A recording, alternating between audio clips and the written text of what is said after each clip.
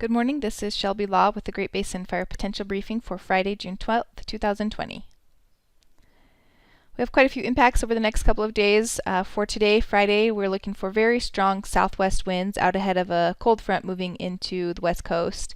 So we're looking at strong gusts, 40 to 50 miles an hour over much of central and eastern Nevada and even into western Utah for this afternoon. And we'll also see some isolated thunderstorms move into far northwest Nevada today. For Saturday, we'll see the cold front begin to swing into the northern portions of the Great Basin, and much cooler and wetter conditions will move into Idaho and northern Nevada. And then those cool temperatures will continue on Sunday across the north. But for Saturday and Sunday, we'll continue to see some very strong winds, especially on Saturday over western and southern Utah. And then some of those winds will linger over southeast Utah on Sunday. The past 24 hours were generally quiet from a precipitation and lightning standpoint. We just had some very light showers over the central Idaho mountains. Initial attack across the Great Basin has picked up just a bit with some larger fires, mainly in Utah here. With the wind coming in today, we definitely expect to see a better chance for some larger fires occurring over portions of Nevada and western Utah. Current ERCs are shown here. Many areas across the north and even the central portion of the Great Basin are still below that 70th percentile, but definitely on the onward trend as we've seen some warmer and drier weather the past couple of days. And across the south, some of those values are up above the 80th to 90th percentile. Taking a closer look at some of the areas where we've had continued fire activity. There over west central Utah, those values dropped with the precip last week but have increased back to above normal for the time of year. And same over the Arizona Strip and far southwest Utah. Those values are above normal again for the time of year. This morning's satellite imagery is showing that very deep trough off the California coast. That's what's bringing in those very strong winds to central and eastern Nevada and into western Utah today. And we're already seeing some clouds move into far western Nevada that could produce some light showers later this afternoon. This trough will continue to move eastward over the next couple of days and bring those cooler temperatures into the Great Basin beginning tomorrow with some of that precip across the north. So for this afternoon, still expecting dry conditions over central and eastern Nevada and Utah, where we're expecting to see those very strong gusts up to 50 miles an hour, and a little bit of moisture already moving into western Nevada.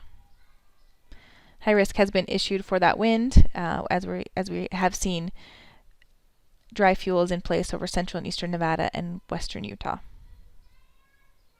Taking a closer look at those winds, we can see the strongest winds are going to occur over central Nevada this afternoon with those gusts up to 50 plus miles an hour. Still strong winds over western Utah, but not quite as high there. And then this image on the right shows the minimum relative humidities for today. These lighter browns here are going to be in the single digits, 5 to 8% relative humidity, right where we're seeing those strongest winds, with slightly higher values elsewhere. On Saturday, that low will lift north across the Great Basin and bring some much cooler temperatures and showers to Idaho and northern Nevada. We'll still see strong winds over western Utah and southern and southeast Utah, so we do have high risk in place there. So a closer look, we will see some fairly gusty winds there in southeast Utah tomorrow with those gusts up to 45, maybe 50 miles an hour in some locations. And then here's the precipitation for 24-hour precipitation by Saturday afternoon. Looking for some heavier amounts, mainly over western Idaho and then maybe over far northern Nevada as well. Cooler temperatures definitely coming in with this front as well. By Sunday, that low continues to track further north and east out of the Great Basin, but will feel its effects with continued cool temperatures region-wide and some lingering gusty winds over eastern Utah. Here we'll see those continued gusty winds, but not nearly as strong as on Saturday.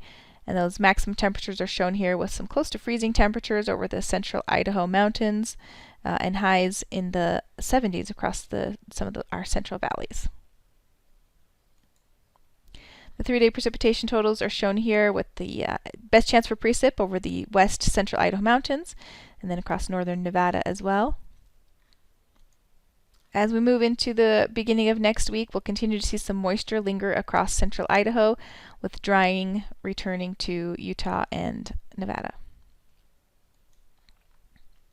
This continued warming and drying pattern will be with us for the remainder of the work week.